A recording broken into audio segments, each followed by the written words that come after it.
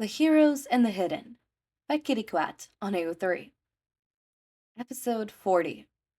Chapter 34. I Come with Stars. Principal Nezu grinned at Izuku and Hitoshi, sliding 2 pencils and notepads across the table at them. Feel free to communicate in whatever language you feel comfortable with. I will be able to understand you no matter which you choose. Izuku nods, picking up the pencil before setting it down. He swallows, twisting his fingers around. Why did you want to see us? He asked, trying not to move his hand as much. There were certain signs he couldn't do, and he hated it. Hitoshi nodded as well, agreeing with the question. What are you? He asks, looking at Nezu curiously. He picks up the pencil and taps it against his hand. Nezu grins, his whiskers shivering. Izuku said it well in our last meeting. I would be considered a chimera, a mix of many creatures. The story of that is for another time, however. He waves his paws before crossing them. We are here to schedule you a lesson plan for the two of you to learn here at UA. Izuku freezes, staring up at the principal. Learn here at UA, like a hero. Why? Izuku asked slowly, letting his eyes run over the room. It was neat. Most of the desks were short to the floor to accommodate the principal's height. There was one filing cabinet that was the size of one of the walls, ceiling to floor, wall to wall. Dates were listed, as well as weird symbols Izuku had never seen before. Nezu cleared his throat, making Izuku turn back at him. You are both very smart children. Sure, you may need to be applied differently from public school, but you still some of the smartest elementary schoolers I've seen. Hitoshi puffed his chest out, signing quickly. We're almost in middle school. Nezu nodded thoughtfully, letting Hitoshi know he was heard. I would like to start you two with tests to establish your current level, and where you might need some extra help. I heard from Aizawa that you were both wanting to be heroes. Hitoshi nodded quickly, assuring his want. Izuku hesitated before nodding, to make sure Hitoshi feels better. Monsters weren't heroes. Heroes didn't kill people. Even if he didn't remember it, he wasn't stupid. He knew the monster in his head had killed people. So he had killed someone. That wasn't just his mom. Nezu noticed the hesitation, tapping a paw on the table. Now, I will never force you to keep this current goal, but I will always push you to be the best you are. Are you both ready to take the test? Hitoshi grabbed Izuku's hand tightly before nodding. Izuku looked down at the floor. His mind was wandering. He hated tests. They were always hard for him. He never passed any of them, and the teachers would often use him as an example of bad grades. He wasn't smart like the principal thought. I will need to test you separately in order to get a good reading. Izuku, would you like to go first? Shinsou, you can come with me for a physical test. Nezu stated, pushing himself off his chair, gesturing for Hitoshi. Hitoshi looked over at Izuku, who nodded in support. Hitoshi would do amazing. He was amazing. Izuku stared down at the paper Nezu had handed him as the door shut. He hesitantly marked question 1, rereading the question over and over. He couldn't fail. He wanted to get into UA. It was his dream that he had thought had died with his mom. He would do it for Hitoshi. As he slowly answered each question, he rolled up his sleeves and traced his nails down his arm. The familiar feeling helped him focus on the words as they seemed to dance across the paper. The time passed slowly as he reread each question and answer 3 times, before lightly marking it. Reaching the last question, he frowned, turning over the paper. It said it was question 50, but he hadn't recalled answering that many. It should have taken him longer. It always took him hours when he was working at school. He flipped to the essay question, tapping the pencil against his chin. What makes a hero?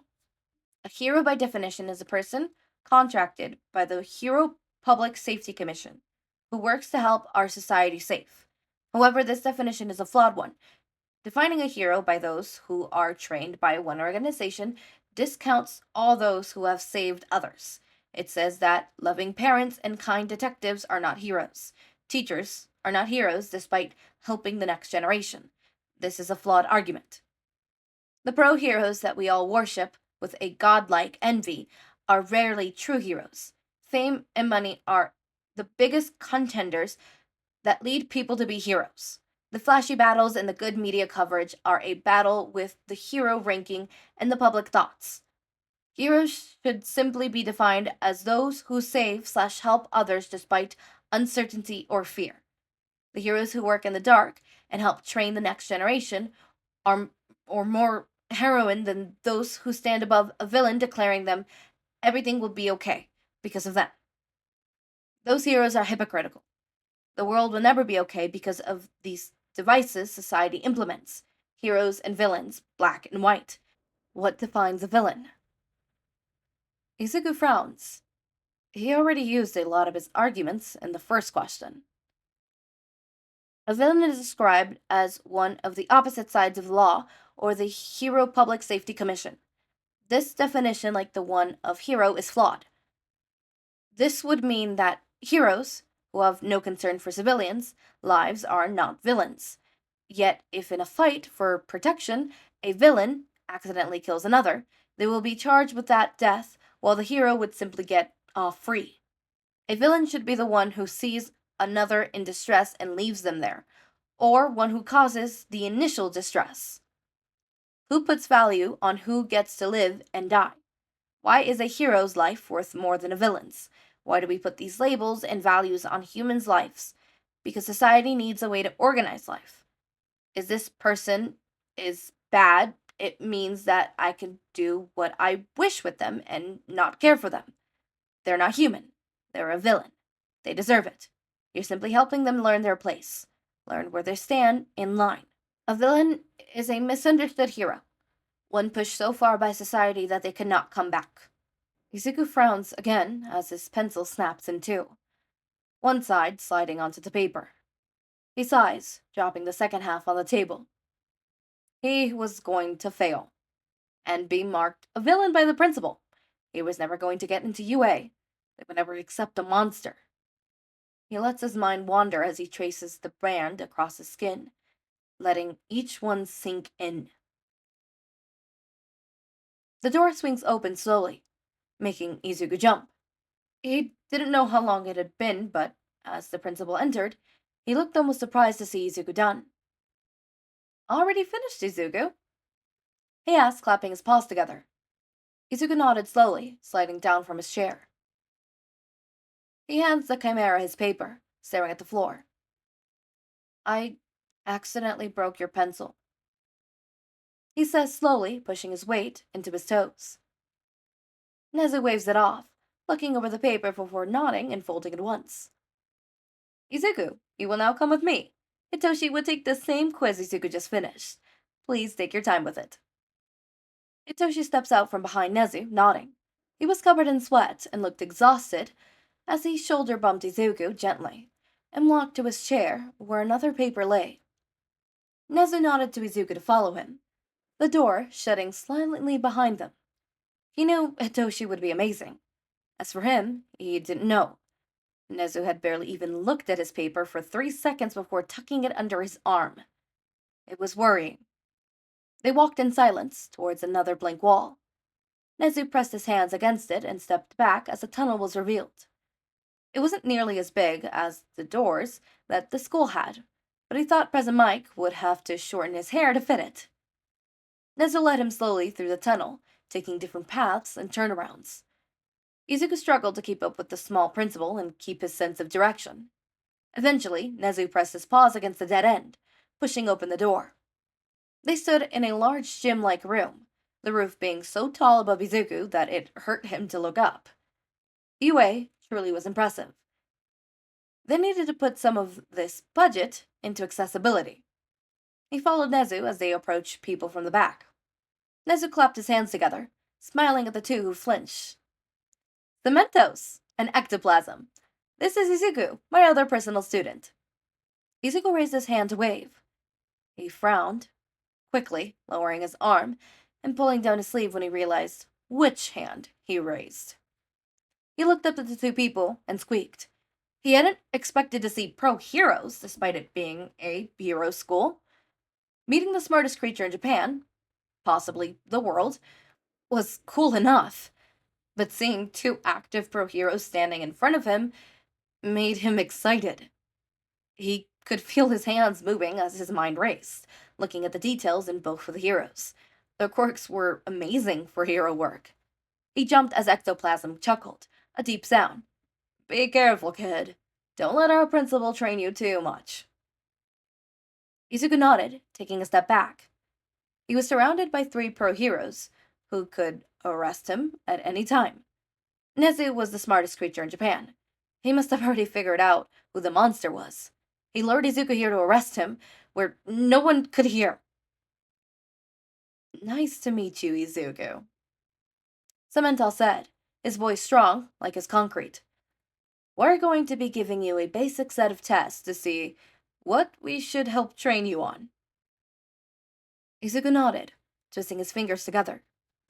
They wanted to see if he could escape them. Or they wanted him to fight like Tomura had?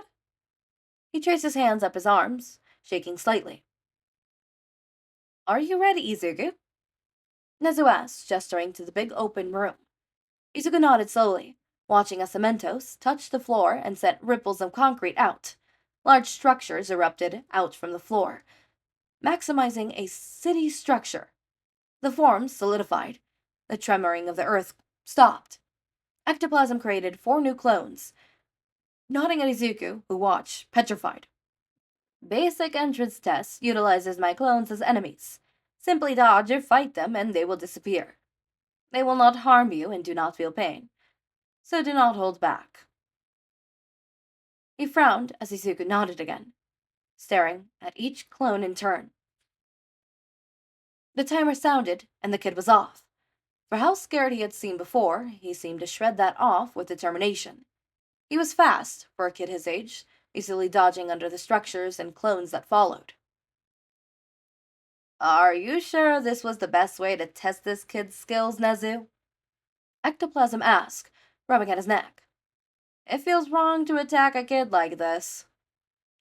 Nezu waved his paw, reading over long pages of information. The handwriting was crude and messy. Probably the green-haired kid's. He will do fine. I simply wanted to confirm a theory. He has already proven me correct. Cemento frowned beside him, watching a flash of green duck behind a building. Why not stop this, then? He asked. Ectoplasm nods in agreement, watching his clones scour the area. They were weak compared to his usual ones, but they could still be a danger to a young kid. Nezu smiles at the 2 teachers, his whiskers twitching dubiously. It is a good source of entertainment, isn't it? Ectoplasm opened his mouth to speak before he jumped, a chill going up his spine. One of his clones had been taken out. He stared at the battlefield intently, watching Izuku drop from the roof of the building, landing on one of his clone's shoulders, jabbing his thumbs into his eyes of his clone, and then throwing himself back, throwing the clone at the force. Ectoplasm watched the kid with morbid fascination as he took out the other 2 clones in a similar, organized fashion. Panting heavily, the kid straightened, turning to the 3 of them, a glint in his eyes. Jesus Christ. Cementos whispers as the kid approached them, slowly wiping away the sweat that had grown on his brow. He looked like a hero coming back from a hard mission. He looked wise beyond his years. Nezu clapped his paws together, moving to meet the young boy. You did amazing, Izuku! Now we just have a few more basic tests to do. Grip strength, flexibility, and basic speed. The kid shivered, suddenly tucking in on himself at the attention. He nodded, tapping his foot on the floor. Ectoplasm had never been more disappointed that his clones didn't survive. He would have loved to call them back just to see what they saw in the fight. The kid was terrifying. Oh, here is some notes in this chapter. Next chapter is the first day of UA. We will also learn a bit about our other teenagers on the streets. After that, the next one has still yet to be written. It's probably be Fluff again, but I could always add in a spot of angst. You motherfucker, we've had enough angst. We've had enough. We've had enough. Chapter 35. Now I feel this difference. Car ride to UA. We learn more about issues we haven't seen in a bit. Oh, I'm guessing it isn't like them being teens. I'm guessing this is just like, I need to stop saying what the next chapters is, because it's never right. This isn't the first day of UA, it's just a car ride and info dumping. I didn't think about adding the next chapter as part of this, but with everything happening in my life right now, you get this one. That way, I can post tomorrow. Yeah, we should never trust the notes. Never mind. Ignore that. We will only trust the summary notes of the next chapter. Okay. This is what I get. Kitty cat. Kitty quat, kitty quat, kitty quat, kitty quat. Lemon. You need to stop doing this to me. You need to stop. You need to stop. You need to stop. Anyways, I don't have much to say. I think Nezu will really like Izuku's interpretation of what is a hero and what is a villain. I definitely think out of the two of them, Izuku's the more smarter one. I've always liked that about them. Izuku being a lot more smart. And, just because you're scholarly smart doesn't mean you're, smart in, stuff like philosophy. The last two questions, the essay questions, are definitely philosophical, questions. That is a philosophy thing. There is no right, there is no wrong answer. Well, I mean, there is a wrong answer and stuff like that. But there is it's an umbrella. There's a bunch of answers that can be right, even though some of them contradict each other, because it's all about perspective. What do you see as a hero and what do you see as a villain? In real life, you can't say that someone is inherently bad and someone's inherently evil, because through different perspectives, that thing changes. A murderer might be a murderer and all of society might see them as an evil, but their mother will not. Sometimes their mother will, don't get me wrong. But things like evil, good, bad, it's such complex things where it's complex. There is a predominantly right answer in the sense of most can agree this is what's right and this is what's wrong. But for example, in nature, the wolf that kills the sheep isn't an inherently evil, horrible, horrid thing. It is just a hungry wolf wanting to eat. And in nature, most animals can agree with this, probably. Most people can agree with this. The wolf isn't inherently evil, the wolf is just trying to survive. You see how perspectives and stuff like that changes things, and it has to do with culture and stuff. And it's a really complex thing with complex resolutions, right? Like, what might be bad in other places is good here. Like, obviously murder is one of those where it's really hard to paint black and white. In the sense of, well, I guess a black and white be for you, a killer is a bad person, yes or no? What if someone killing for self-defense? What if a mother killing their child's abuser? What if a victim killing their abuser? Where do we draw the line at morality? Ethically, killing is not okay. Morally, though, it changes person per person. That is the thing about philosophy. It is vastly, vastly complex. And for a kid to have such a complex view and understand grays and gray areas in situations where most kids would just view it as black and white, that is a sign of emotional maturity. And smartness. It is what it is. I'm trying to think of another situation that it's a little more black and white. In the sense of it's a lot more people will have a harder time all coming to the same conclusion of, well, this is bad, point blank, I had one in mind, but it kind of went away. Point taken is philosophy. It's something we learn in psychology as well. It's deeply tied to psychology. morals and ethics. A lot of, actually, courses teach you morals and ethics because it's a very important thing to know. There's a difference between morality and ethics, right? Oh, I just remembered it. A person who abandons their family to pursue their dreams. Or not abandons their family, but puts their family on the back burner to pursue their dreams. Good or bad? In some cultures, yeah, that's, it's expected. Many children leave the household to go to college and pursue their dreams and, do what they want, the American dream, per se, In other cultures, family is important and it's everything. And it's more important than one's own dreams and desire because family is more important. That one's a little more black and white. And that one is a little more tied to culture. Where you grew up, how you grew up.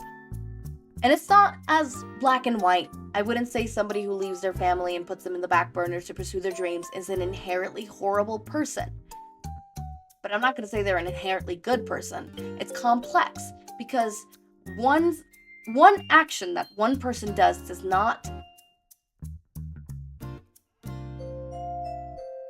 it doesn't always define a person.